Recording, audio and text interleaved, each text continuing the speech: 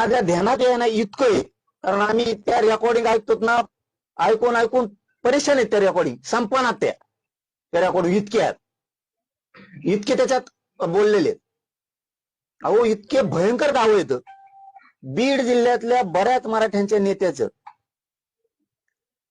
कोण कोणाचा याचा मेळच लागणार त्यांनी ते सांगितल्यापासून आम्हाला सांगितल्यापासून.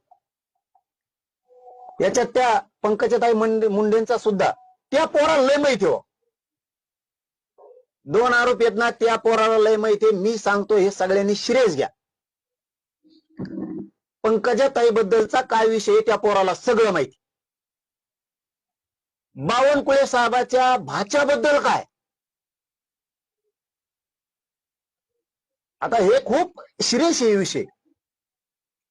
त्याच्यात आणखीन त्यातल्या एका आरोपीला एक गोष्ट माहिती आणखी,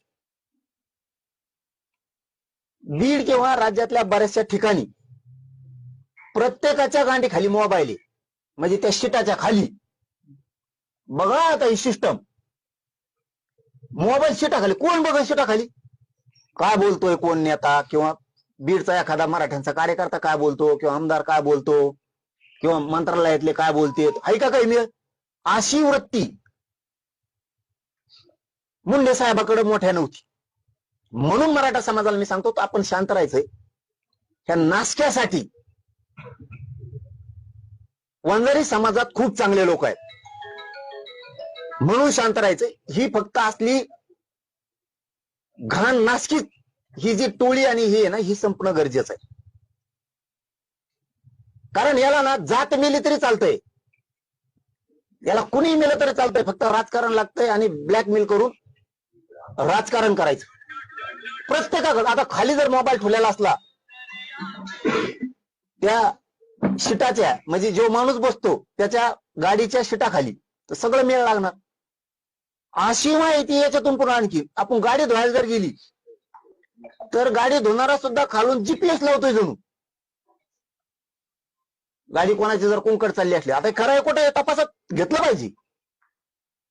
त्या आरोपींना माहिती मोबाईल कुठं ठेवतोय शिटाखाली.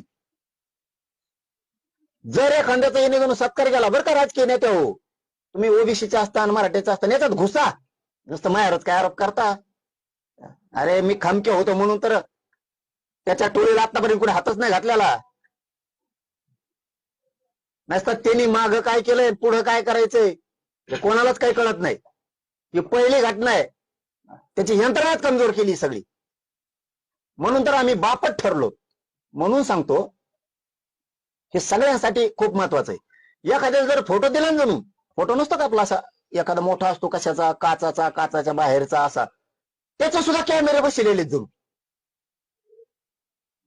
कॅमेरे बसलेले. हो आता ते घरात काय करीत असं एखाद्या, मग त्याच्यावर ब्लॅकमेल करतो काय. बरं आला चार्जिंगचा विषय, त्याच्यात चार्जिंगचा विषय आलाच नको ना, आणि मग ते घर पुसणारे कशाला आहेत, त्याला डब्बल पगार द्यायचा,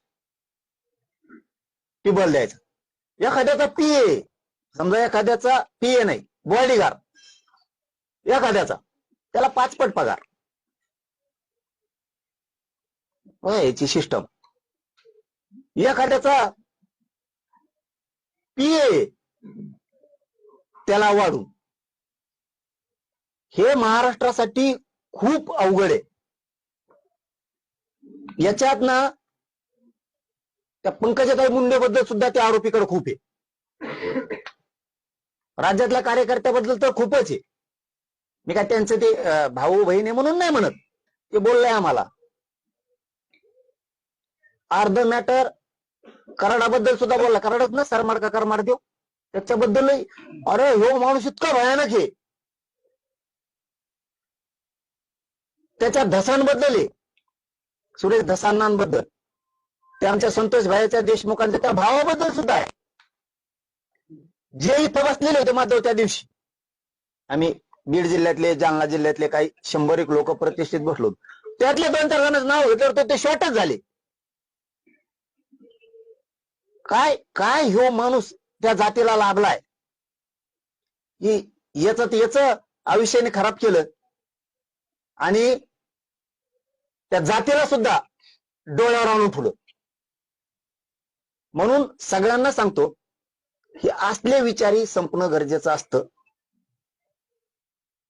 यांच्या नायनाट होणं गरजेचं असतं. देश विदेशातील प्रत्येक घडामोडींचे लाईव्ह अपडेट मिळवण्यासाठी आता साम टीव्हीच्या सर्व सोशल मीडिया प्लॅटफॉर्मला लाईक, फॉलो आणि सबस्क्राईब करा. तसंच सर्व नोटिफिकेशनसाठी बेल आयकॉन प्रेस करायला विसरू नका.